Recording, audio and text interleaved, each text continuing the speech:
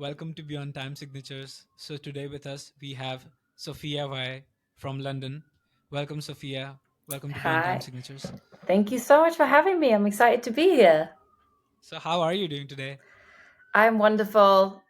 We just finished Christmas time. I'm at home practicing. Uh, I live on the high street, so apologies if you can hear police sirens on the That's on the totally fine. streets. They're coming for me. Careful.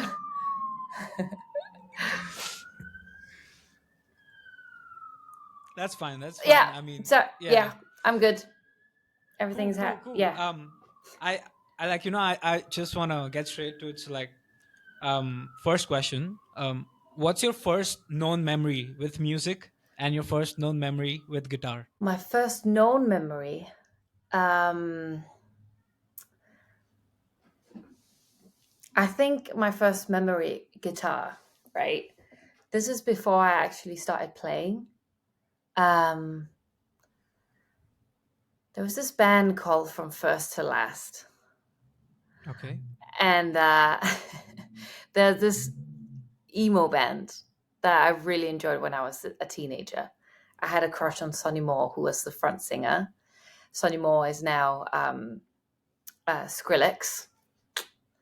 I did not see that evolution happening when I was a teenager. But anyway, they had this song called Emily, and it's just a very simple sort of acoustic guitar riff. But absolutely, I fell in love with that song. I fell in love with music from. I think emo is pretty much the core of what I used to. That made me listen to music 24/7. Okay. Um, And I just think that guitar riff was so like, whoa, this is so cool. Then years later, I actually ended up picking up the instrument, picking up the guitar. But I think my first like little tapping lick was Funeral for a Friend. Okay. Okay. I think the people who know the emo scene and know Funeral for a Friend, they know exactly what song I'm talking about. Um, but yeah, that was kind of my first memory. And then I my brother-in-law, my sister's husband, he's also a guitar player, and he was actually the one who showed me the instrument and showed me some artists that I could listen to and guitarists that I has now become a core part of me. Because I think growing up, I think there was a lot of rock bands and a lot of the music people and guitarists. They were very into classic rock things, and I just wasn't quite getting it. And I think my brother-in-law, he was very like, these are the artists I like. You should listen to this. And he totally nailed it because that made me realize, oh, okay, you don't need to just play AC/DC and Guns N' Roses, although respectfully, we love, but it just wasn't doing much for me. So he showed me Yeah. some artists that would really get me into guitar, and I'm so grateful for that. um, Gary Moore, Eric Johnson, and Andy that kind of, Timmons? huh? Andy Timmons? See, Andy Timmons was my own thing later on. Okay. But yeah, but then Andy Timmons was an evolution of that, right? I had a big BB King phase that led to John Mayer. Like when I found Live in LA, oh, So cool, I right? so cool. And I think it was cool at the time as well because it was just like it was very melodic and it was so still guitar solos and groovy. And it wasn't necessarily, hey, I'm a dude playing rock guitar, let's go. It wasn't necessarily, it was very vulnerable and emotional and melodic. And I think so many people resonated with that because I feel like it was just kind of lacking at that Yeah. time in Yeah. 2007. Do you know what I mean? Um, so that was really, really sick. And then from that, Andy Timmons, and then Larry Basilio came on the scene. We're talking our groovy, rhythmic, but also melodic lead guitar players. Totally. Love, love, love, love. Yes. Yeah. I mean, when I had that phase of mine, I mean, I just like, everything that I was listening to like just sounded like, oh, like, this is the instrument, like this is what I want to do. But then I Yes. realized that okay, yeah, I mean, this is cool, but then it started to homogenize, like, as the years progressed. Mm-hmm. a little bit more like that era of like, when JTC was just picking up, and like, there were these other channels for licks and stuff, and like, Guthrie and other guys would like come on and like show some licks from their songs and stuff. That whole era, Marcus Fogley, um yeah, stuff like that. I mean, that was just like a whole different era, and like, anyone who goes through that, guitar journey probably goes through that phase, and that's like, yeah, that has its own soft spot. So like, wow. And when did you realize that, oh shit, nah, guitar is the coolest thing, let me try and play that? I think I was 15, and Okay. I just had to learn the damn thing. And thing is, I think where I was growing up, a lot of people had already played music for quite a while when I was 15. Some people say it's late. I don't know if it's late. I think it's all I right. It's started not. at 17. Yeah, Yeah. it's not early, but I also don't think it's super late. But I think the issue was I just felt like everyone were already at a certain level, so everyone around me were already in bands or doing functions and jamming, and I was just there like, oh please, I just want to know how to play this song and play with you guys, please. But I was just not, it's just not good enough for a while. And that motivation was just core for me. Like I would come home from school and I would just sit there like play, and I would also be so shy. I couldn't. I was really struck. My brother-in-law talked about I could not play if he was in the same house at all. I barely could play if my family was in the house. I was just so shy about like, oh, I'm not good, and I'm 15, and I'm like, do you know what I mean? I was just so. I just can't. It's a classic case of comparing yourself, right? I wanted to be very good immediately, and then that pressure. It was just like I just spent years just practicing. 8 hours a day. I kept a little. Still have my practice log. I would write down my daily practice, every single thing to do, and I was just trying to catch up. You know. So I think I see. if you're someone who hasn't picked up guitar yet, just do it because it's never too late. It's all about practice. And also, can I say, if you are practicing 8 hours a day, I've been there. It is not the most productive thing. You think it's productive. It is not. You can do a lot more quality practice with less hours.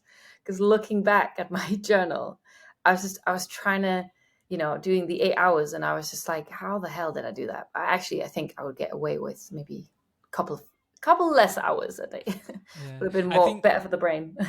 totally. I think after a few hours, or like, um a few, core, after you have done a few core exercises, a lot of it comes down to like, ego, like, okay, I need to nail this, otherwise, like, Yeah, I'm not good enough, or if I don't nail this today, then I yeah. will try to like, um sit and Anxiety. nail it. Yeah, Yeah, anxiety, because then it affects everything you do in the entire day. Because if you so that I what I used to think that, hey, I'll work and do all of the shit in the morning, and then I'll pick up guitar in the evening or at the night before going to bed.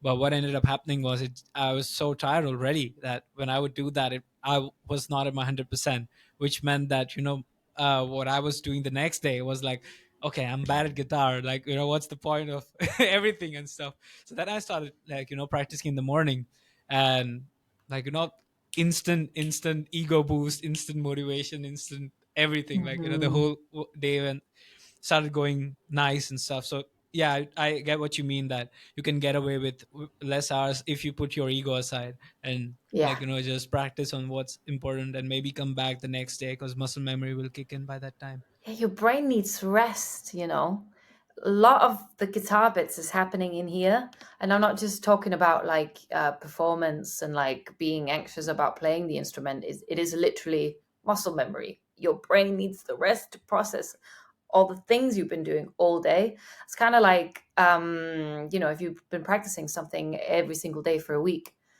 and then you're like, you still can't do it. If you just leave it for a day or two, that third day where you haven't played it at all, you'll probably nail it. Yes, Do you know yes, what yeah. I mean? Yeah, so were there any techniques, or like, passages, or even from a song, solos or something, that like, had you come to this conclusion? For me, it was sweep picking. Interesting. That made me come to that conclusion.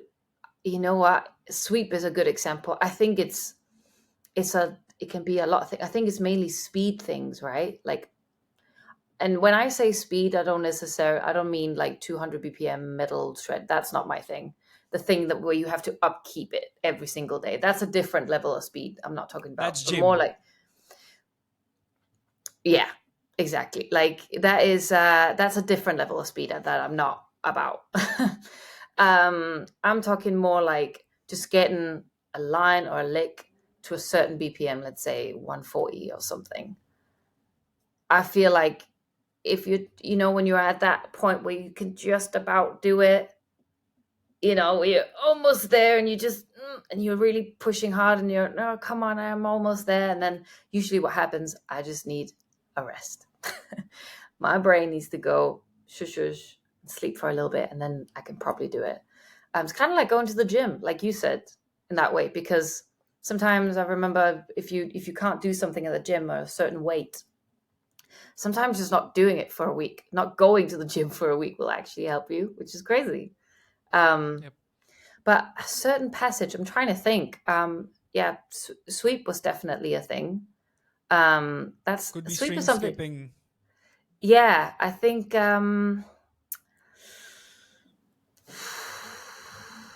Yeah, I think sweep is a good example, actually. Yeah, because one Okay. day it just clicks, right? Clicks, yeah. Yeah, one day you just wake up and you're like, holy shit, I did it. Where did that come from? you know? Absolutely. And also, you went to university in UK for I music, did. right? So I how did. was that experience like? Um, I think I'm Danish, so I moved to the UK just as Brexit had been voted for. So I was Oh, very like, that was my sign. Do you know what I mean? I've always wanted to live in London, and then I was just like, oh, they don't want to be a part of Europe anymore, so I gotta go now. So I kind of took that as a sign to go, and I applied for this uni. I got in. I was so ecstatic. I think the actual uni experience is very different to what it is in Denmark. I think in Denmark it's very because everything is funded by the government. You get paid to study. Very few people get into the conservatoires, whereas in the UK it is there's so many people. Like, my uni was absolutely crammed with people. Like I felt like a little bit that they took everyone in. oh, So it wasn't the uni wasn't difficult. It was just the good thing about it was I got to meet a lot of people that could get me into the industry, like becoming friends with the tutors. So depending on which country you're in, I guess the question boils down to: is it worth going to music uni? Right? Like, is it actually worth it? no, I And mean, I just wanted to know your experience. Like, I don't care, cause like oh, I have had two sides of the coin. Like, a lot of people, like, if they want to go the studio route, or if they know that they're skilled enough, and they just are there for the connections and stuff. Like, uni can yeah, serve a great. I mean, they might even be a professor at that university. And I know people who have nothing to do with a music university and who go there as guest lecturers because they're just so cool in their own way. So I yeah. just want to know your experience. Like, I don't give a shit about whether it's worth it or not.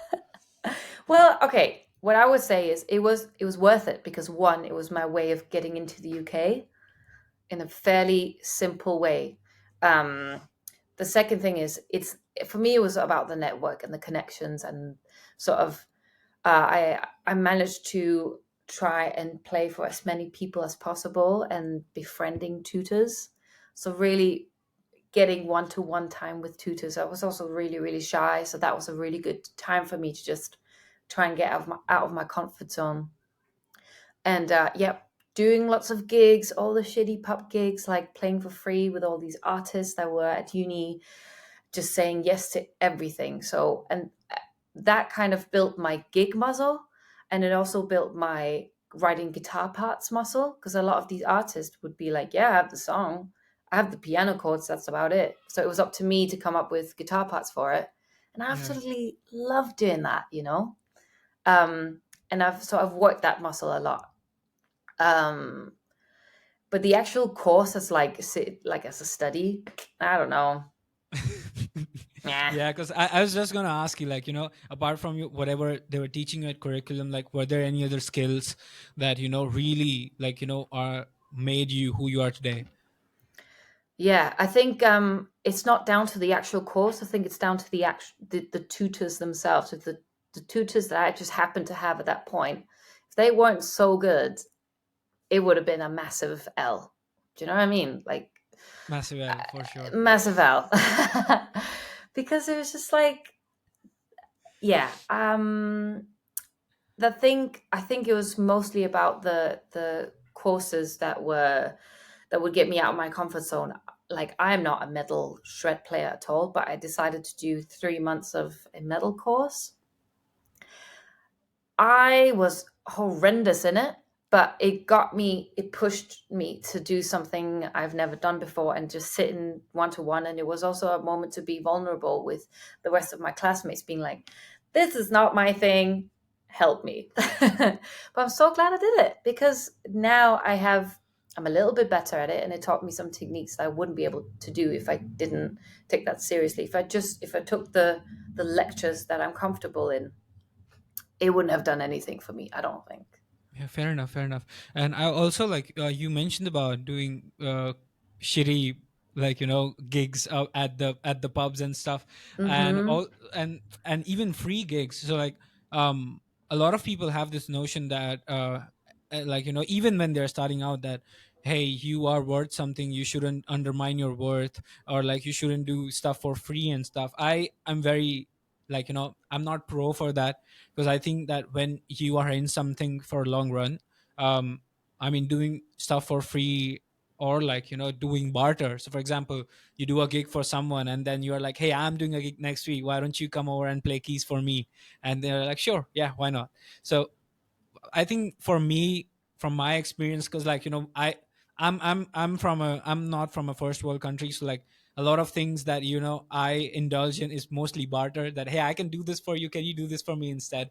So, like, I just want to know that, um was it a similar case with you when you were doing those gigs, or like in terms of networking, or like, being more Mm. known, Yeah. rather than earning money from that? Yeah. So it was, did so many free gigs for so long. And I am with you that you should know your worth and you shouldn't say yes to free gigs because it is kind of fucked how often musicians don't get paid for anything. It's the universal problem of being a musician, right? Like, how the hell do we get paid for our hard work? Um, But I think in terms of getting paid, just as you're starting out, and I hate that I have to say this, but unfortunately, right now as the industry is, we just have to do them, right? And the way I would sort of think of it for myself was that, okay, I'm not getting paid with money, but I'm getting paid with experience. I'm getting paid with, like you said, networking. So you have to weigh up. There's the classic rule of three, right? Like, do you say yes to the gig if you say yes if two fingers are up, one is the money good, is the hang good, or do you like the music? And if you can say yes to two of those things, then you take the gig. I think for me a while, I would just say yes no matter what, because at the end of the day I just needed that experience. I needed the confidence.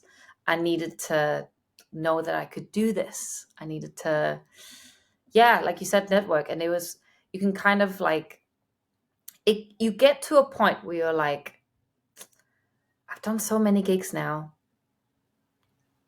I don't think this pub that is 5 hours away, I'm not getting paid. I have to stay overnight at some rando's place. My guitar might get broken on the way. Maybe this one's not for me. Feasible, yeah. You get to a point where it's just like, now I'm just losing money. Yeah, Now I'm true. just, and I've already have the experience. So now I'm not getting anything. So Definitely. you have to feel that within yourself, you know and Yeah. that is different for everyone, but I think just doing lots of gigs really really helps, and Yeah, I unfortunately we assume don't with get paid. exposure. Yeah, yeah, yeah. Yeah. Payment. Yeah, I know. Mm. I mean, even here, like I've heard from people that sometimes, like, bars and pubs would like hold your payments for a while, like wouldn't pay you on time and stuff. And like, yeah, I mean, that's very frustrating, because yeah, I mean, nobody would want to do that. Like, if you're playing on time, you should be paid on time as well, right? Yeah, So yeah, exactly. like, since you said that you were very shy in the beginning, so like, how were the first few gigs compared to, like, let's say your 100th gig, or like, your set 2 years of doing gigs and whatnot? Like, Oh what man. changed? Okay. So, for context, I started out being, this is before I played guitar. Before I even played guitar, picked up the instrument, I was so shy that I couldn't even go to a grocery store, because the idea of going to the till and looking a stranger in the eye was terrifying for me. I couldn't go to the cinema. It was very, very difficult for me. Um, so I think just getting years of, first of all, just socializing with people and knowing how to navigate social interactions, that was step one for sure. If someone out there is that bad, just get out there and talk to people. It's terrifying, but you can do it. The next bit is, yeah, it is the shitty pub gigs, um, where there isn't necessarily a lot of stake, but your head will obviously make it seem like you're playing in front of 100,000 people, right? Like, it will be a nightmare for you, and there'll probably be certain moments in the set where you're really nervous and shaky, and you have to learn techniques to calm yourself down. Um, and most of it is just confidence on the instrument. There's a, I think, what I do, or used, I still do this now, but it was a lot more back in the day when I had less confidence. But I would practice something. If I had a gig, I would practice something. This is how I imagine it. Say when you're in your most comfortable situation, playing in your bedroom, let's say, practicing in your bedroom. That's where you're most confident. That's probably comfortable, and you play to your 100%. That's where you play the best. Whenever you do a gig, you probably have to dip that down by 80%, because you're not, no matter what gig you're doing, no matter how great you feel, no matter how great everything is, there's going to be you need some leverage there. So you're probably going to be playing at your 80%. If you're shy and nervous, maybe drop that down even further. Do you know what I mean? So, um, what I would do is I would practice something to 120%. So I just knew it so flawlessly that when it came to gig time, I would be playing around my 100%. Does that make sense? Like, I It would makes a play. lot of sense, yeah. So that was a um way. So knowing your stuff, 120%, is going to help you with the nerves. Also, have a little bit of food. That helps the brain. Get your sleep the night before if you're really, really nervous. What's another thing? Deep breaths. And I would also, this is the hardest bit. There's books about this, how to conquer stage anxiety. Um, a technique that you can do is, and this is so cheesy, but it's self affirmations. It is, you have to tell yourself that you are good enough, that you can do this. And anxiety is a lot about you worrying about what's going to happen in the future. But the thing is, if you keep thinking, I'm going to fuck up this thing, I'm going to fuck up this thing, I'm going to fuck up this thing, because you fucked it up once in your practice, you fucked it up that one time, that's going to happen on stage. You just have to not think about it. And you have to really imagine yourself nailing it. And when I say nailing it, I don't mean you're just like in your head, like, la la la, oh, I nailed it, and they all clap.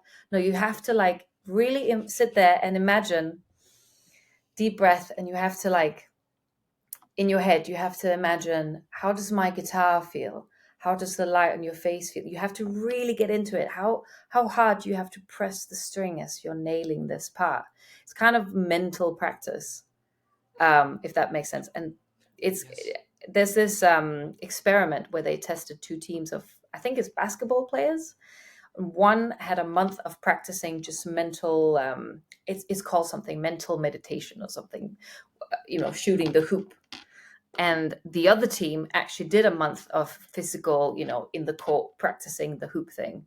And I think the results were pretty similar. The people who had not been on the court for a whole month and just mentally been practicing the movement intently were just as in good shape as the ones who have done it outside of the court.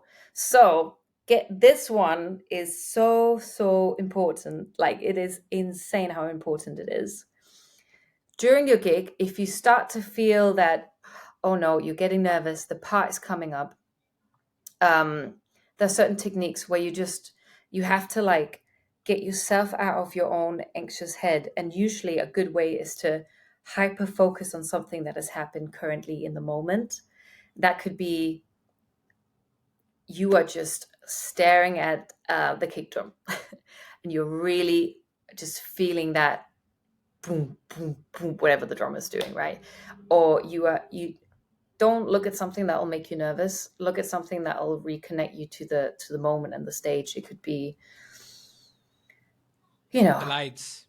could be the lights, how the lights feel. It could be, yeah, something that really hones you in back into the music. It could be your own technique, but I don't think that's a good idea, because then you'll end up thinking, oh no, I'm gonna fuck up this picking pattern. you know. Yeah. So don't do that. It has to be something that will reconnect you to the moment without taking you to an anxious place. I hear you. Um, Yes.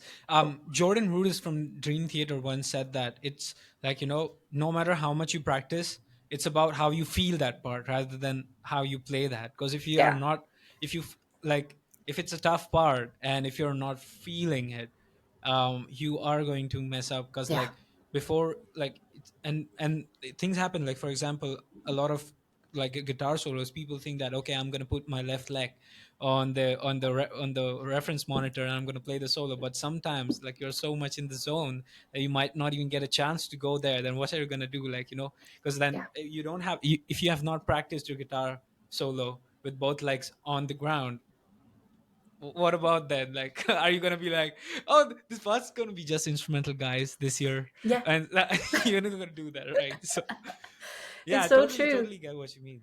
But it's like, yes, that's another thing. Practice. Don't just practice your set sitting down comfortably in your bedroom. Practice it standing up. Practice it banging your head and being in the zone. Whatever moves you want to do. When people swing their guitars around, do you think they just did that out of nowhere at the gig? No, they were at home practicing that, Yeah. probably filming it. And I feel that's something people don't talk about. You have to practice performing if you want to do cool shit. You have to practice it at home because you got to nail the part and do the damn thing. So what I do you, would do do, you sorry to cut you off, but do you no, ever practice like with your outfit on stage? Because I know you have like a proper outfit for a Zara Larsson show, right? So like, because I think even different outfits might have like, because if you're in a comfy t-shirt and you're just like chilling, like that's yeah. not the same as. So I know some people who try to like mimic exactly how they play live. So what's your, like, how do you practice? I think I would. So we don't have the costumes at home, so I wouldn't be able to practice at home. Usually, you have like a practice set, but I think with Sarah, we didn't really have time to do a proper run through with the costumes on. So it's kind of like first gig. Let's see how these corsets feel. Thing is, I think with the costumes, I think thankfully I have a pretty good idea of what's going to get in the way of my playing. So, I can't be wearing like really, the really long sleeves. That's going to get in the way. And there's certain bits where I feel uncomfortable. So I just had to get used to wearing something that's kind of tight. Thankfully that's all right on guitar, right? Yeah. Um, but yeah, so don't be afraid to practice the silly things, and also practicing with a little bit of pressure on, like filming yourself. That's something people don't do. Like, record yourself, practice, listen back. That's how people get good tone. You want to hear yourself, because sometimes in the room and when you're in the zone, you don't really take that in. But if you if you want to good, you got to film yourself, have that pressure, and like, okay, also record your first take, because that's probably a much more realistic version of what's going to happen at a gig. Yes. First take. Oh, that was it. Oh, gotta watch it back, listen back. Ooh, ooh, ooh. So, yeah, that's something to keep in mind for sure. And yeah, I've done the cringy. I've practiced things I want to do on stage. It's really cringy, and I filmed it, and I have those videos on my phone. It's really cringy, but you gotta do it, right? Like, because I can't risk doing something and then I don't nail the part and the move kind of looks shitty, and then it's just Yeah, what's the point people of don't doing talk it? about Yeah, it. yeah. People Yeah, don't talk about totally. it.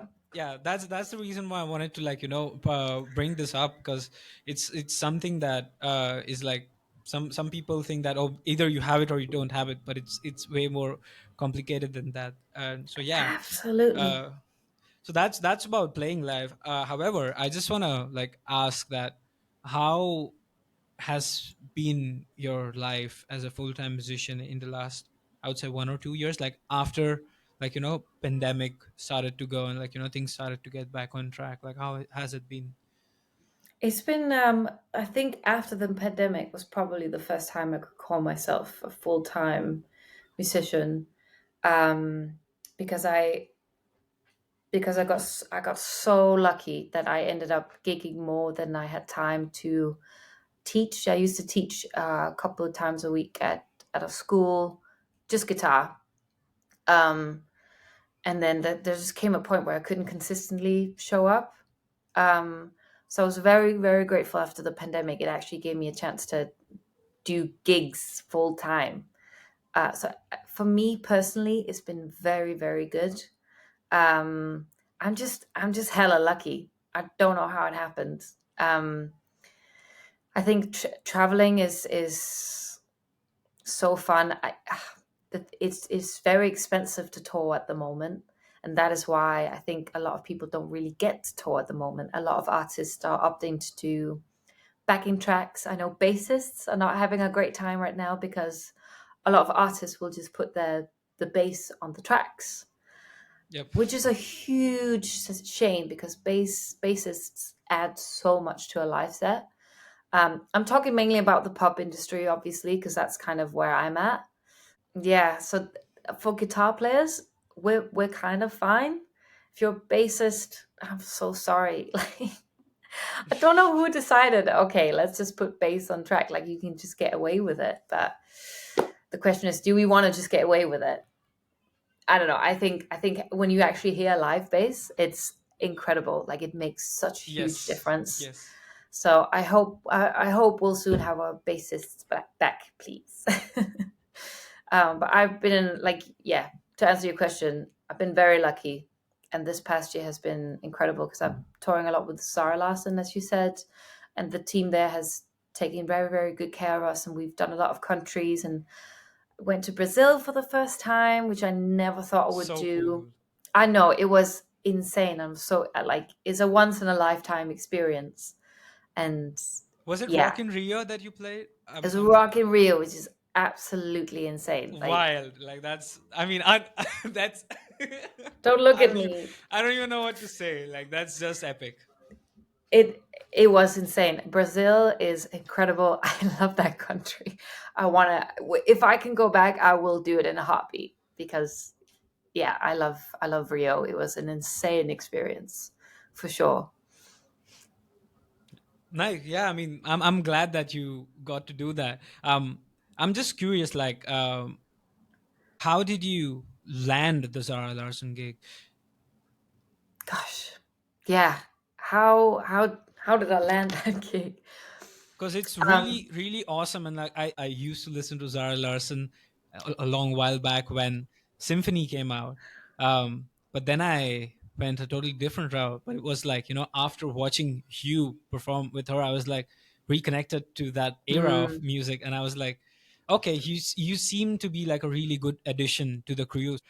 the pub industry, at least in the UK, is funny because it's like there's a lot of music directors and they are the ones taking care of everything live music side of things.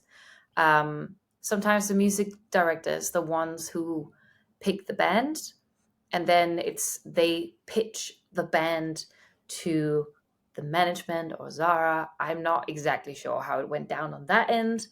I just know I've been working with the music director for Zara. I think it happened like this. I know these music directors that are doing her show now, and they pitched me to, okay, we know this guitarist, we think she'd be great in the team, and management said yes. I didn't do an audition at all, which because the music directors already know me, so that's crazy. It's past experience from working with these guys, and doing a good job, because they wouldn't have recommended me if I hadn't, if I was really bad at what I do. Absolutely. Yeah, So totally. it's, I guess it's a, word of mouth and working with these people in the past. um and that is why every single gig you do your absolute best, because you don't know, anyone on that team knows someone that could help you in the future. So it can even be the the guy doing the tech stuff, your in-ear monitor guy, the music director, the drummer. Like, just, you gotta do a good impression every single time. Like, come up prepared, be on time, don't be annoying, just be easy to hang out with. Like, it's, word of mouth is truly the strongest thing that you can get gigs from. Like, I know there's a lot of really amazing musicians who don't have any social media at all, and they're doing the biggest gigs in the world. So I guess that kind of makes me want to say that you don't necessarily need social media to do any of these gigs. It's handy because you can have, like, I see it more as an online CV, and Yep. that's, you got to have something up so that people know that you can play and what you do and what your vibe is. But I think that's about it, really. Once you're in the seat and everyone does this, I think you're good.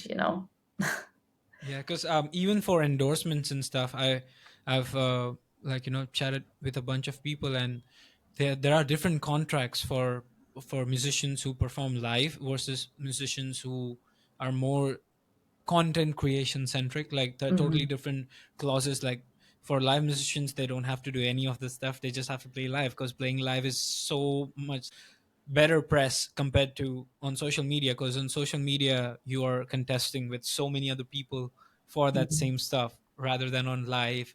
it's Yeah. it's a completely different ballpark. And um there I mean, it's so strange that you said that, because like an hour ago, one of my friends in Sydney was playing a gig, and Marco Camarena from Chon was there to see him at that gig. Ah, excuse me. Yeah, I mean, he was shocked too. Ah! He was like, "Dude, what?" I was like, "Dude, you need to call him up and like spend New Year's with him. Like, he's probably afraid of the spiders in his hotel room. So like, call him up." And I mean, so what you said about, no, you can not never know, like, who's gonna show up where and how. Literally. Yes. I was like, you can't just half ass your gigs. I'm sorry. Unfortunately, that ain't gonna work, because someone will probably be there who's gonna be like, oh God, they played horribly that one night. Can't be hiring them. Absolutely not. So don't risk that stuff. And the thing is, this is also my anxious brain talking. This is exactly how I think, because I think a lot of musicians are anxious, but it's not cool Yeah, to say. It's not cool to think and say it. But I no, think totally, all of us totally. are, because this industry is so tough and harsh and ruthless that you just have to be on your toes all the time. And Yeah. I freaking love it though. I love it so much. Like, I am so grateful to be paying my rent doing this thing. It's actually crazy. Like, what the hell? Who allowed me to do that? You know? You allowed yourself to do that, and then Hey, hey, yes. appreciate you.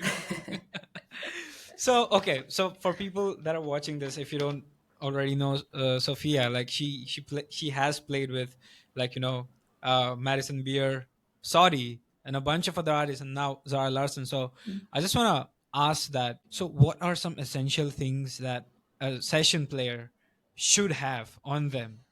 And Mm, like, yeah, and also essential things they need, like, because every single industry or every single thing, there are certain unwritten rules, right?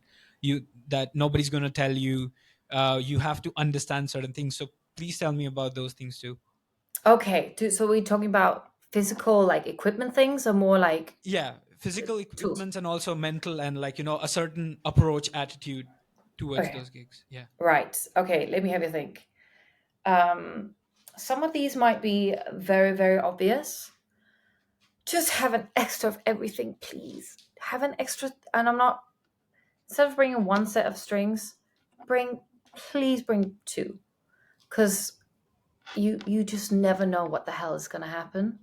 If you need to wear these in-ear thingies, bring an extra pair. Just bring an extra XLR cable, because if you're the person where you're in the studio or at the live session, you're about to start, but guys, we need another XLR cable. Do you know how cool it is to be the guy being like, got an extra one in my bag? Everyone's like, you're not. No one's gonna be like that, right? But you're gonna be like, oh, this they you're kind of low key, high key saving the session a little bit. You're at least saving time. Um, so just, I think, bring extras of everything. I'm talking, just an extra jack cable, an extra XLR. Uh, what else could it be? One of oh, I have it in my uh, this thing. Oh yes, oh yes, and the 3.5 converter. That's, Yeah, yeah. I mean, yeah. Extra set of picks, extra set of whatever you can think of. Um, what else? Batteries. This little thing for your stemmeskruer. What's that called in English? Your tuning pegs. okay. Um, Stemesco. That's a good word to know. says. um, Also, if you wear makeup, just have a little bit of powder. It gets hot in there in the studio. If this is a film session, just have a little bit of something to dab your forehead with. Um, Even if you don't wear makeup, maybe having a little bit of a might be nice, because it does get hot in there. I like to bring fast fret. Some people hate it. I don't. I think fast fret is great. Just wipe the guitar down real quick, make those strings very slippery. I love it. Wipe it down. Sharpie, bring your Sharpies, please, What's a because Sharpie? these boys, just a pen. Ah, okay. Because if you don't need it, someone else in the studio will be needing it. So being someone with a Sharpie is, I always cringe when I have to ask someone for their Sharpie, because you are bound to need it at some point. Um, Gaffer tape as well. You don't know why, but you will probably need it.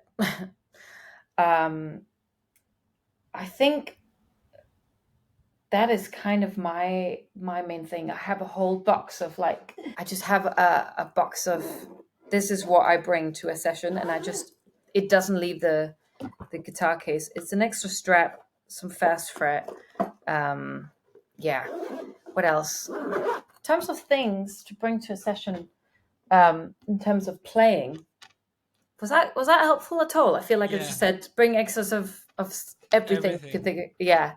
Yeah. Um, Even and bring something maybe unexpected, like, I don't know, like even like the Boss tuners.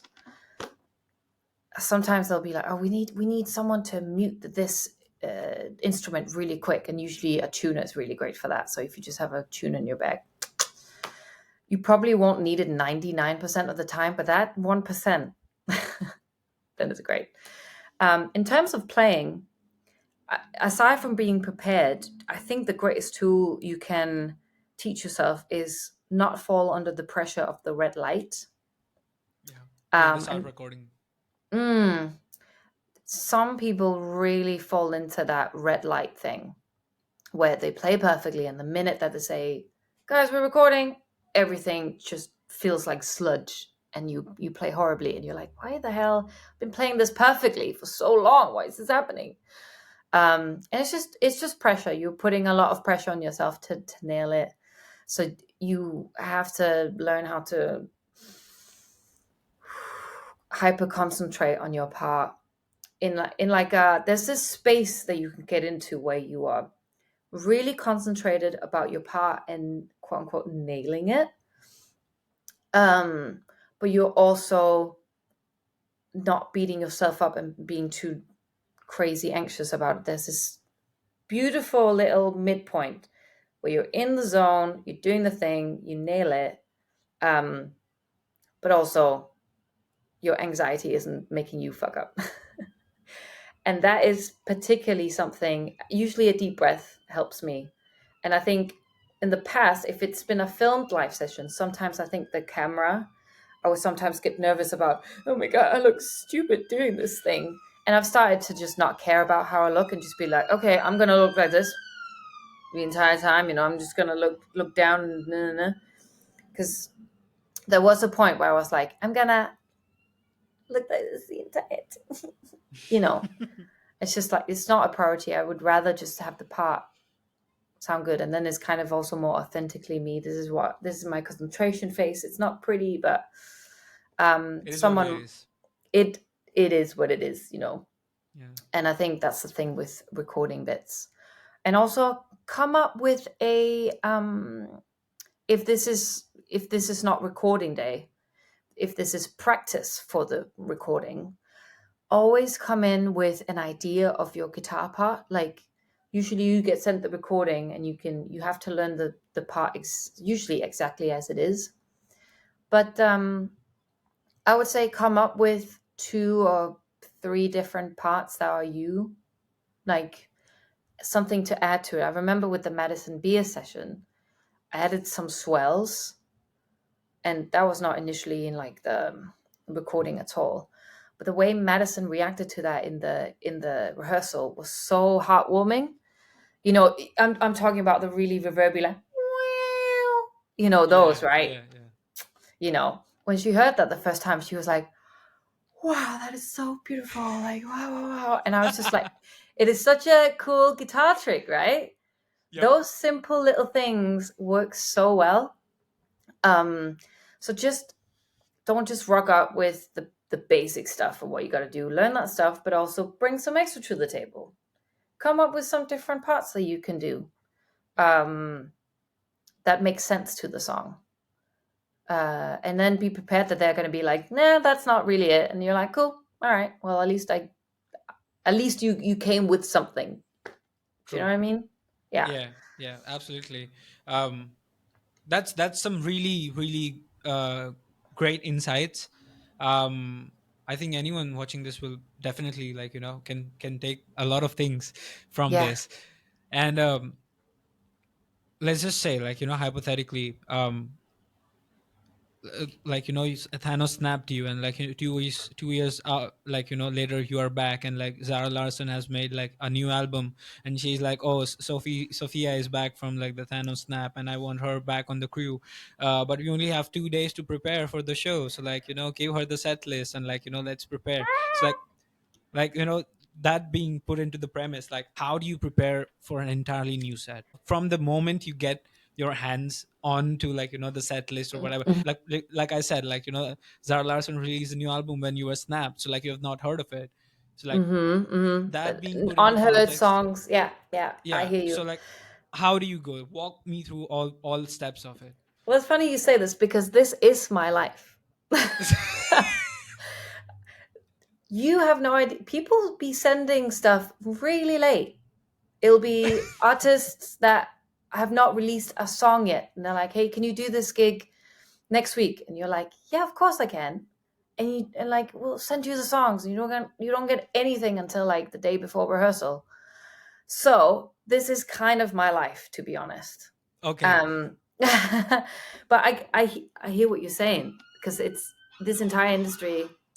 We're damn busy all the time. It's all or nothing.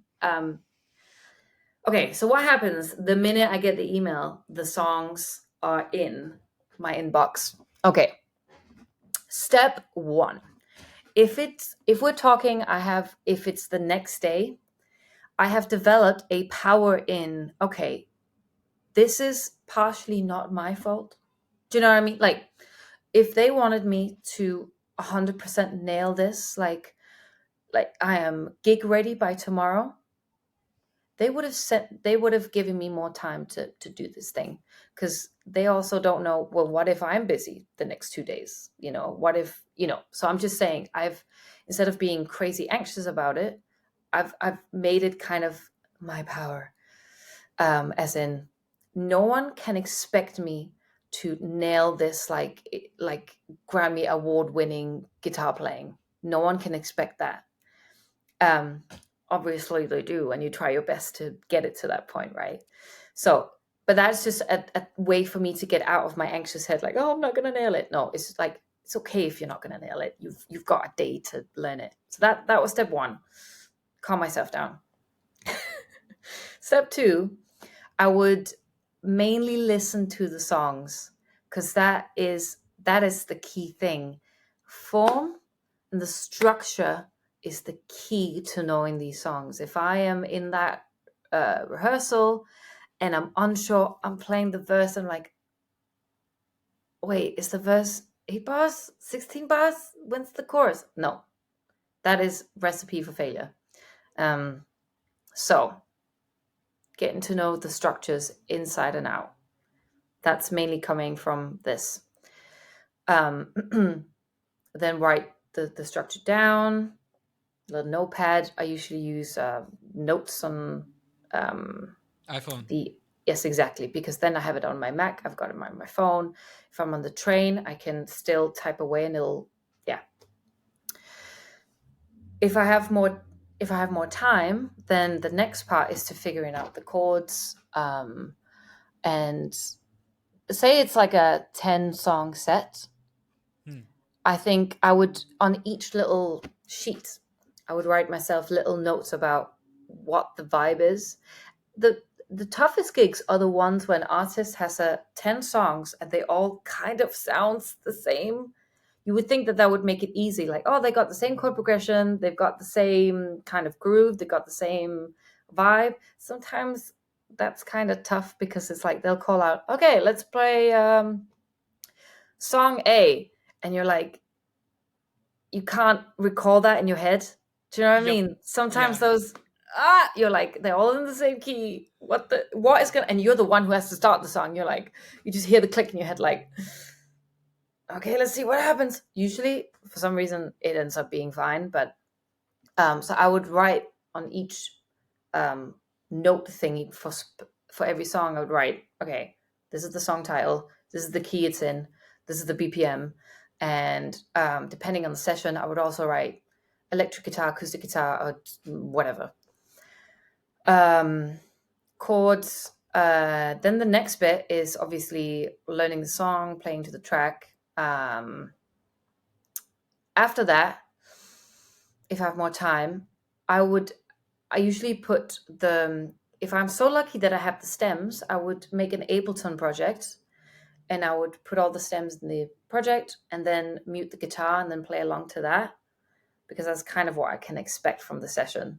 I would also practice the song without the lead vocal. There's also apps that you can use, like Moises is pretty Moses. good. Yeah. Wait, Yeah. exactly. So just take the lead vocal out, because the artist is probably not there. So they're probably not, you have to know the song without. A lot of people rely on the lead vocal for the cues, and also they rely on drum fills. So you got to practice with that in mind. What if the drummer doesn't remember the structure? You can't rely on them fills to guide you into the next section. You have to learn on your own. You have to rely on yourself. Then next up, I would probably start making guitar tones as much as I can. I would come up. I have a generic sort of. If it's a pub session, I will probably bring my quad cortex. I have not yet done a pub gig where I have been playing through an amp. It's just not feasible, right? Like, It's if just you not a can thing. fit your entire cake in a small Yeah, backpack, then they freaking love it, and I love the quad cortex. So I'm also happy doing that. But the thing is, I can't just. There are so many options that I feel like I have to prepare some tones. Um, I do have like a stock. This is my generic guitar thing. Like, here's a clean, here's a lead, here's a crunch, here's a. This is probably some bits that I can use in the session. But usually, what I do on the Quad Cortex, I will make a patch for every single song, and that's just to make things easier. Even if the tones are similar, I'm just gonna make a patch because it also helps with the set list and how to remember things. And yeah, um, and then by that point, we probably have run out of time. If I've managed to do all of that, I would say pat on the back to me. The last, if I have even more time, the next step is to then coming up with parts. Because Yeah. I do think the priority is I'm just gonna learn the song as is, and then in the rehearsal, if they want a new part, I'll come up with one on the spot. But usually, I like to prepare at home a couple of options of what to do or where I think the guitar should be doing, and then they can correct me in the rehearsal. Fair enough. So that's the thing about this job is like you don't exactly know what you'll be playing. But and I think most music directors want you to bring your own vibe to it. So just bring your own playing, your own vibe, your own ideas is important, I think. Hmm. Does Okay, that answer so the from question? that does answer the question. Amazing. I'm very curious about like from your perspective, like what you have seen, like what do you think a role of a music director is? Of a music director, Yeah. so I think I kind of see the music director as a boss of a lot of things. Like just the ones that I have been working with, they are the middleman between artist, management, crew, band, and also they have to arrange an entire live set. They have to making sure that every single part work together. If we're talking a show where you need dancers, you also need to communicate with the whoever's the choreographer, I think they're called, right? If there's lights, they Yeah. need to coordinate that with that. There's a lot of communication going on. There's a lot of, I think people forget how much admin there is in the job of being a music director. But just for and I'm just a tiny little person. That whole thing that has to come together to make a live show. So, and that is why being self reliant, not having to, like, the music director shouldn't have to worry if I need, like I said earlier, extra jacks, extra this and extra that. I have to be quite self sufficient, make my own guitar tone, la la la la. Um, it's a lot of work. So they have to make the entire set, arrange it, put it into Ableton, program it in Ableton.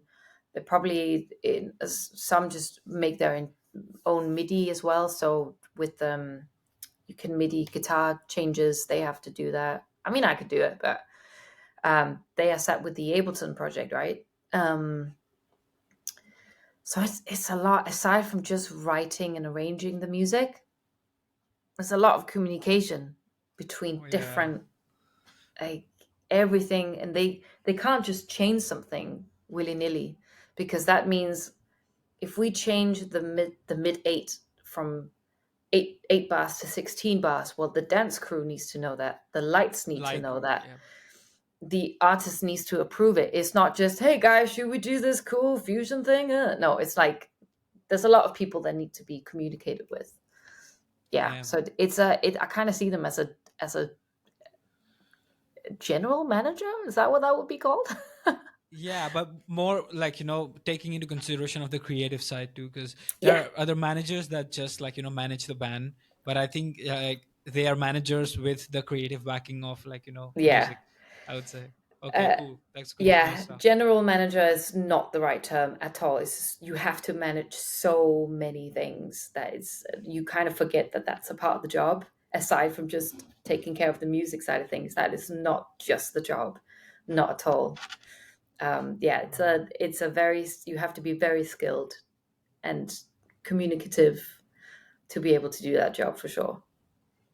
When you were I want to ask you one question, like you like picked up a lot of like technique and chops by listening to other guitar players and a lot of prog artists and prog guys, and now you play with few of the best yeah, like pop acts. So I just want to, like, from your perspective, what do you think, like, what are the similarities and separations in both the genres? What do you like about both of them? Pop, you mean pop and rock?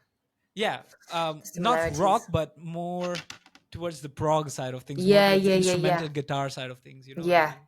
Well, I think the rocky procky side is that's gonna fill up my, the musicy thing, right? That's a cool, it's a cool bar, it's a cool permutation of blah blah blah, right? That kind of fills that up. Whereas pop is fills out that very, you're standing in the kitchen doing the dishes and you just want to belt out some tunes thing, right?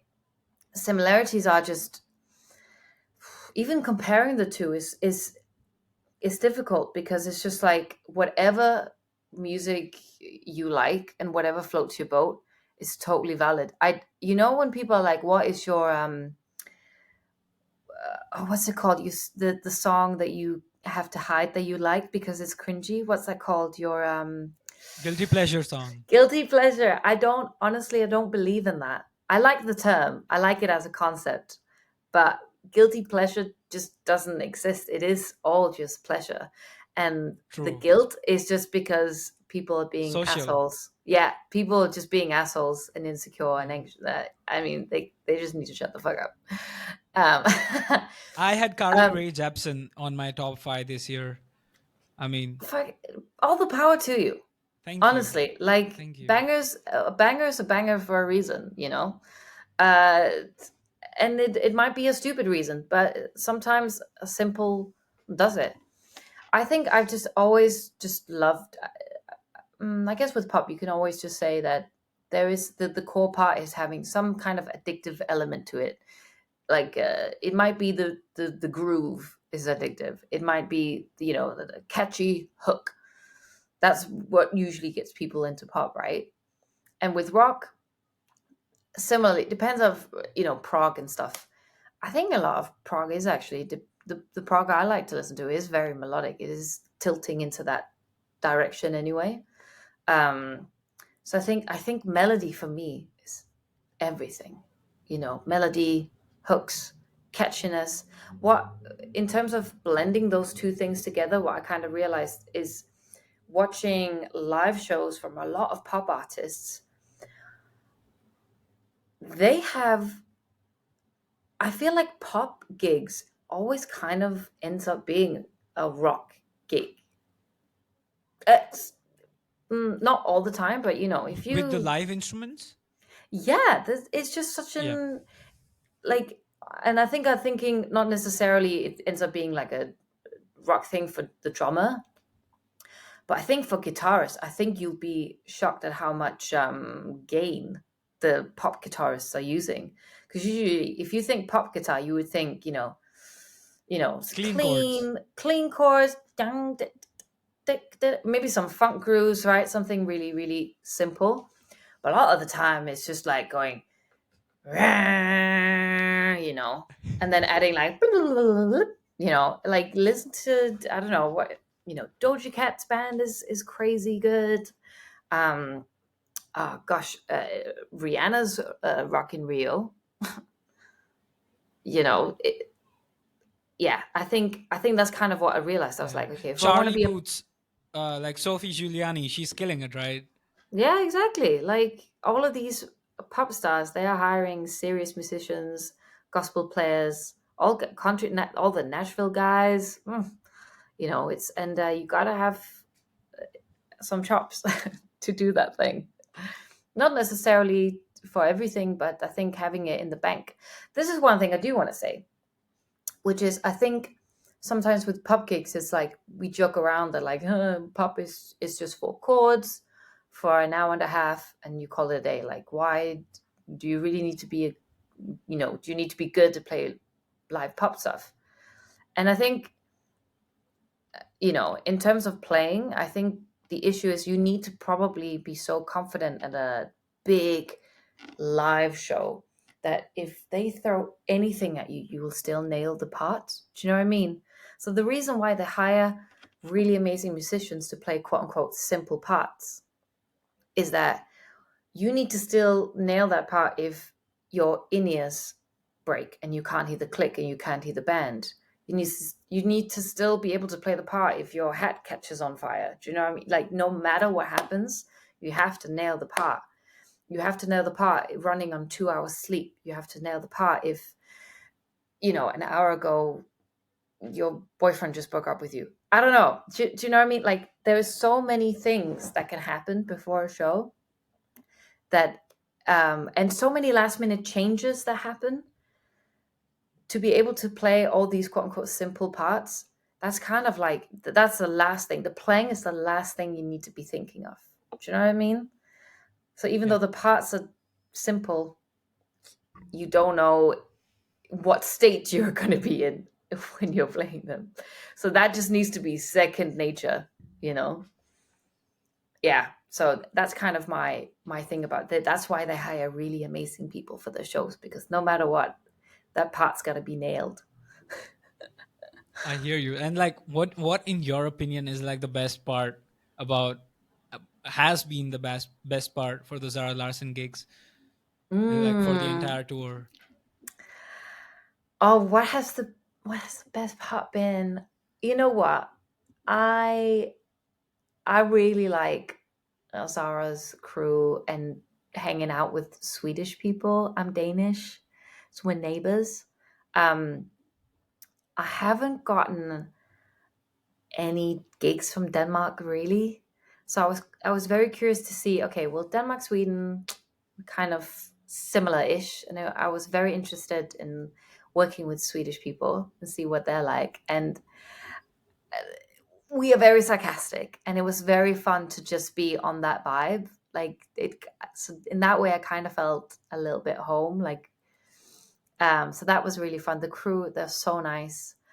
I love traveling, so all the traveling that we did was just incredible. And I was also, playing my guitar, my sir, every single night. What more could you ask for? Do you know what I mean? Brazil was incredible. We went to Iceland and the volcano erupted. Reykjavik. Um, what the hell? Like, who gets to experience that? That was insane. Um, I don't. It's very difficult to just pick one thing, but I'm at the end of the day, I'm just so happy that I get to just play my instrument for a living.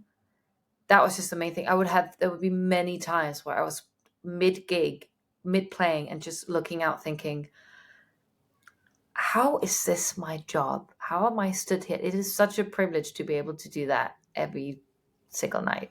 That's so Um, awesome. it is crazy. So I'm just grateful, and I would do it all over again. Hell Every yeah. day, to be I honest, wish you know. I wish like, more of those things for you in 2025. Ah, thank you so much. Do you have plans on releasing your solo music anytime soon? Mm. I think for the longest time I've been like, that is never ever gonna happen, because it's just not. I don't find writing songs for me from scratch doesn't satisfy anything for me. And then the pandemic hit. And then I Okay. think there was a point where I went, well, now instead of feeling like that will never happen, now I feel like that might happen one day. And that's kind of where I still am. Like, I think in the future I will get the itch. So the answer is maybe one Who day. knows? Yeah. Who knows? Right now it's not a priority. So we'll see. I That's think I that's kind of good to know. I think if I just write, I would just put it out there. I don't think there's going to be an official release. I'll just upload it. Do you know what I mean? I think that's how it's going to go down. Yeah.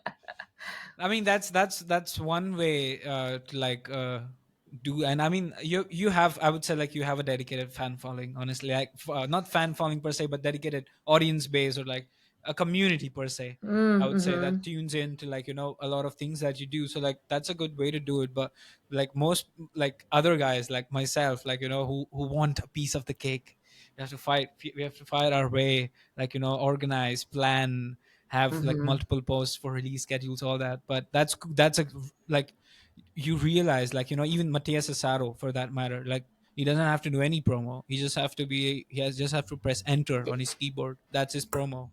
Drop. There Yep. you go. Yeah. Yeah, but I will tell you this from my experience, like being a guitar player and being a producer who is writing guitar based music, totally different things. Like like 180, complete 180.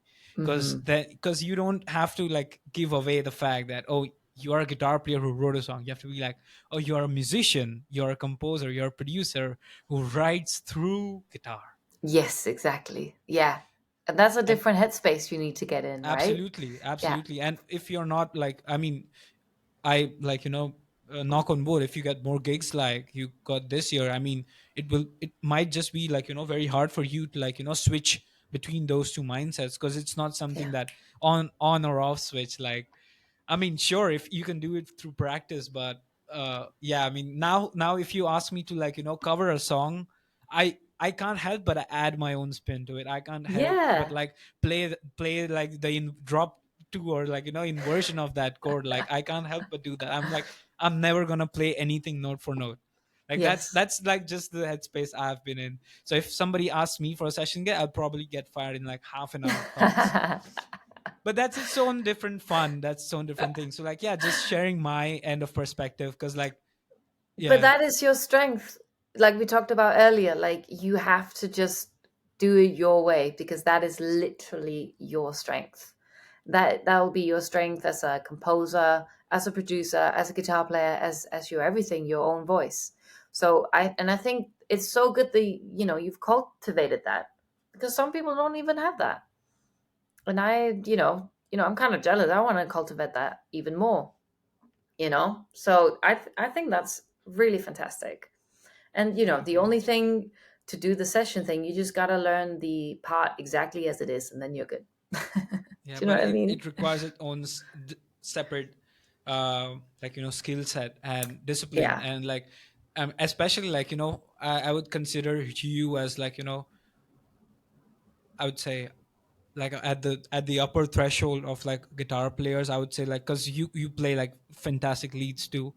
So if you wanted to, you could like, improvise an entire set, but you have to like, hey, no, focus, I don't have to do that. Like, yeah, Yeah. like narrowing down, and like, because that's its own different skill set, and not everyone's disciplined enough to like, uh follow through with that. So like, more props to you. Like, that's the reason why you get the gigs and a lot of other people don't. I appreciate that. Thank you. Yeah, absolutely. Last question. Okay, it's not more of a question, it's more of a reflection slash anticipation thing. So by the time this gets out, 2025 would have already been started. But since we are recording this in 2024, like, what's like a few like key takeaways, like for life and for music, that you learned this year? Hmm. It's a very excellent question. And I haven't asked myself that yet. So Moment of that's really good. reflection. Let's go. Moment, here we go. Um I think I've learned a couple of things. The main thing is to trust my own instinct, um, and gathering the courage to speak that instinct, to communicate that instinct, like being like, because usually that instinct is correct, but in the past I've been second guessing it and not being confident enough to open up about, I think we should do it this way, or I think this is happening. Shall we? This year I've been much more like, I've seen good things happen from just following that instinct. So I think that's something I'm going to take with me into 2025. Um, Another thing is that physical health is also hella important. Yes. Your body and your mind is connected. So eat healthy, exercise. It doesn't need to be intense exercise, but just doing something for your body is good for your guitar playing because that'll get this in check, it'll get this in check. So keeping some sort of exercise routine is something I've been very grateful for. Like exercising on tour is very, very difficult because you don't know where you are, and sometimes your hotels or the place you're staying at doesn't have gyms. Sometimes you're on a bus and there's just no. So finding ways to still exercise is so beneficial, and it's such a cliche, right? But damn, it is a cliche for a reason because damn, it works. It It's the works. best. Yeah, and especially if there's any anxious people out there listening, doing exercise does wonders for you, and eating your veggies. um, I think those are my main takeaways. I also think I've realized how much like music is such a big part of any musician's identity, and guitar playing is such a big part of one's identity.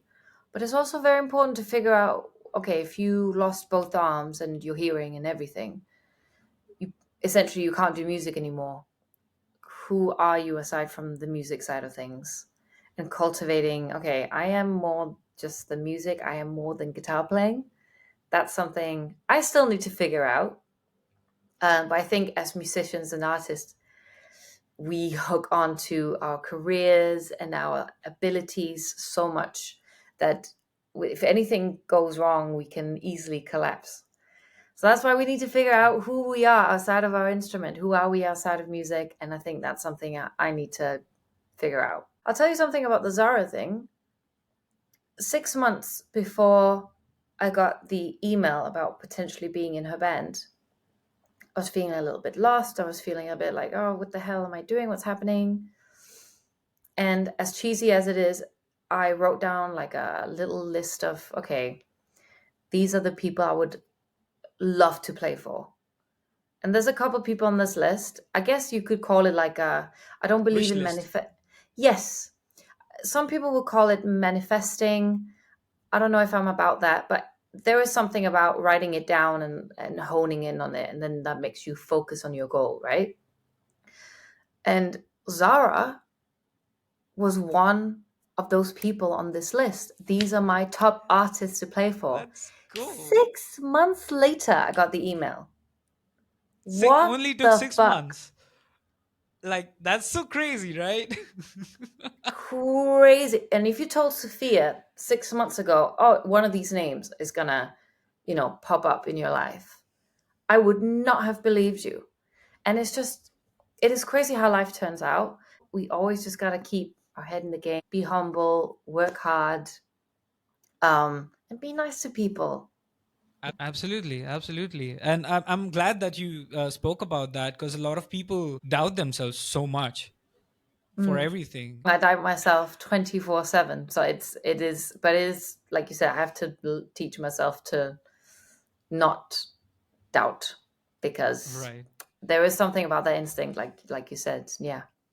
But it's been lovely, lovely chatting with you. Lovely knowing, like a lot of great insights, and just like how not only a great musician but also like how awesome you are as a person and how easygoing you are. Oh. It's awesome to uh talk to you. So like as we reach to the end of our conversation, like as a parting note, is there anything, like I mean anything that you want to say to anyone who's watching this? To anyone who's watching, if you are a guitar player or a musician and you want to make it in this industry, my best advice is just to keep going. There is time will serve you. If you gotta work hard, don't be discouraged by how good everyone else is on social media. Everyone everyone's incredible nowadays. So you gotta work on your own voice and just keep going. You're gonna feel discouraged, you're gonna cry at night, you're gonna have mental breakdowns. It's part of the gig. But and this is terrible and great advice at the same time. This is what everyone will tell you, but don't have a plan B. Because for some reason, the minute you have a plan B, it's easier to just fall back on your plan B. If you really want this, there is no plan B. There is just, you can't even come up with the plan B. Do you know what I mean? So I wish I had chilled out a little bit more coming into this career. I wish I had given myself, when I talked about the 8-hour practice plans, Yep. wish I would have just chilled the fuck out a little bit. Like, just take a breather, hung out with my friends, go do something instead of sitting there 8 hours a day. But it's a process for everyone. So that's my advice. Keep going. You'll have mental breakdowns, but it's fine. Just keep going. And terrible advice to not have a plan B. That's what most people will tell you, to have a plan B. But if you not, no one in this industry I know has had a plan B. That's all I'll say.